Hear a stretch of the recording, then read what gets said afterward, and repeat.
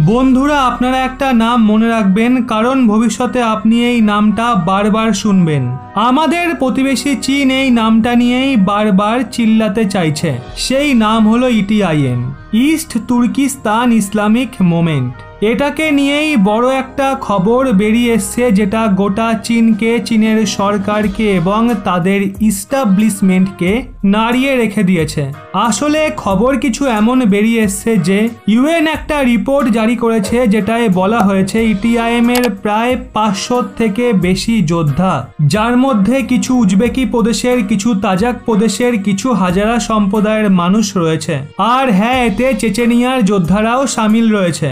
এই সমস্ত যোদ্ধারা পৌঁছে গেছে আফগানিস্তানে ট্রেনিংয়ের জন্য। ওখানে তারা ট্রেনিং নিচ্ছে, তাও আবার আমেরিকান ওয়েপেনের সাথে। আর এই সমস্ত ওই ওয়েপেন এবং রাইফেলস যেগুলো আমেরিকা আফগানিস্তানে ফেলে গেছিল। আর আপনাদের বলে রাখি, তাদের সন্দেহ এটা ছিল কখনো তালেবান চীনের অ্যালাইনমেন্ট না হয়ে যায় ভবিষ্যতে। এক্ষেত্রে ওনারা নিজস্ব যে ট্রেনিং ক্যাম্প রয়েছে, নিজস্ব বেস রয়েছে, সেগুলোকে শিফট করেছে ওই এলাকায় যেখানে ইসলামিক স্টেট খোরাসান আগে হ্যাঁ, যারা সদ্যই কাবুলে ডেডলি অ্যাটাক করেছিল আর এয়ারপোর্টে প্রায় 13 জন আমেরিকান সেনাকে হত্যা করেছিল, ওই সমস্ত এলাকায় শিফট করেছে।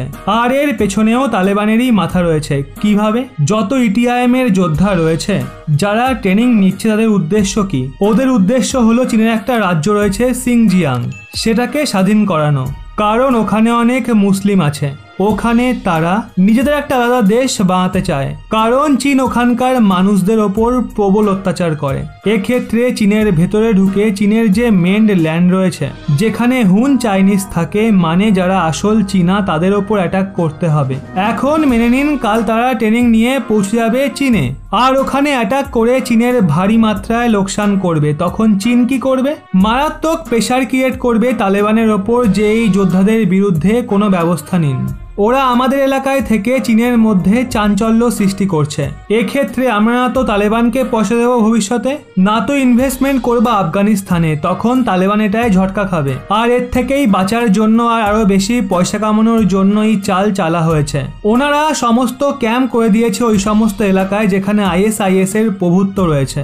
এখন হবে কি ভবিষ্যতে? তারা অ্যাটাক তো করবেই চীনে। চীন তালেবানকে বলবে আপনারা কেন এদের নিশ্চিহ্ন করছেন না? তখন তালেবানও বলবে আপনারা আমাদের সাপোর্ট করুন, আপনারা আমাদের বিলিয়ন বিলিয়ন ডলার দিন, আপনারা আমাদের হাতিয়ার দিন অ্যাডভান্স, তাও আবার ফ্রিতে।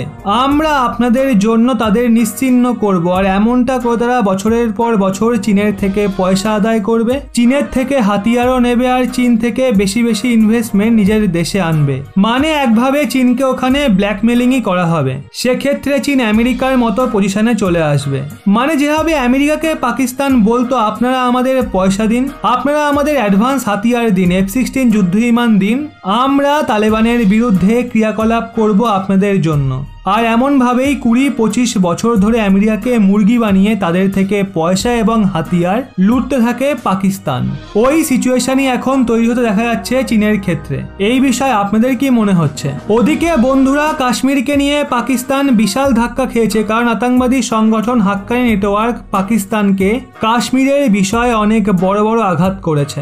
আর পাকিস্তানের কাশ্মীরের যে স্বপ্ন ছিল সেটা এখানে ভাঙতে দেখা যাচ্ছে। সমস্তটাই বিস্তারিত বলছি, শেষ অবধি সঙ্গে থাকুন। বন্ধুরা, কাশ্মীরের বিষয়ে পাকিস্তান ভিন্ন ভিন্ন আতঙ্কবাদী সংগঠনকে ভারতের বিরুদ্ধে দাঁড় করাতে চাইছিল। এর জন্য পাকিস্তান আফগানিস্তানে তালেবানের অনেক সাহায্য করে, কিন্তু তালেবান তো এখন ভারতের গুণ গাইছে। আগে হ্যাঁ, তালেবান ভারতের সাথে সম্পর্ক ঠিক করার জন্য দিন রাত চেষ্টা করছে। আর সদ্যই তালেবানের অনুরোধে ভারত এবং তালেবানের আধিকারিক কাতারে দেখাও করেছে। এছাড়া বন্ধুরা, তালেবান বলে দিয়েছে কাশ্মীরের বিষয়ে ওনাদের কোনো লেনদেন নেই, কিন্তু তাও পরিস্থিতি ভারতের জন্য সতর্কতাপূর্ণ হয়ে রয়েছে। কারণ আল কায়দা যে দুনিয়ার টপ আতঙ্কবাদী সংগঠনগুলোর মধ্যে একটা, ওরা সদ্যই তালেবানকে বলেছে কাশ্মীরকেও তালেবানের স্বাধীন করা উচিত। এটা একদিক দিয়ে ভারতের জন্য চিন্তার বিষয় তো হয়ে উঠেছে, কিন্তু পাকিস্তানকে তাও কোনো আতঙ্কবাদী সংগঠন সাহায্য করছে না। আগে হ্যাঁ বন্ধুরা, আফগানিস্তানে বেস্ট একটা আতঙ্কবাদী সংগঠন ছিল হাক্কানি নেটওয়ার্ক, তারাও এখন পাকিস্তানকে বিশাল ঝটকা দিয়েছে কাশ্মীরের বিষয়টা নিয়ে। আর এটা বলেছে কাশ্মীর ভারতের নিজস্ব আন্তরিক ম্যাটার।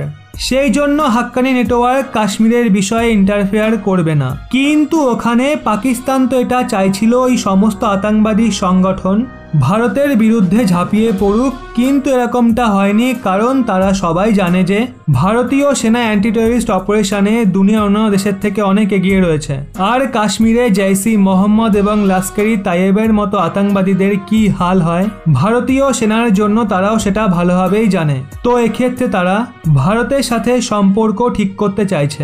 আর তালেবান তো এখন একভাবে ক্ষমতায় চলে এসছে, সেই জন্য তারা একটা পলিটিক্যাল সংগঠনের রূপে বিহেভিয়ার করছে। আর ওখানে পাকিস্তানের তো স্বপ্ন ছিল কাশ্মীরকে নিয়ে, সেই সব স্বপ্নে জল মিশে গেছে। কিন্তু ওদিকে ইউএনএসসিতে 13টা বড় দেশ তালেবানকে কন্ডিশনাল মান্যতা দিয়ে দিয়েছে। অর্থাৎ এক্ষেত্রে গোটা দুনিয়ার রূপ ধীরে ধীরে বদলাচ্ছে তালেবানকে নিয়ে। যারা কিছুদিন আগেই গোটা দুনিয়াতে আতঙ্কবাদী নামে পরিচিত ছিল, এখন ওই তালেবানদেরই একটা পলিটিক্যাল সংগঠন রূপে দেখা হচ্ছে।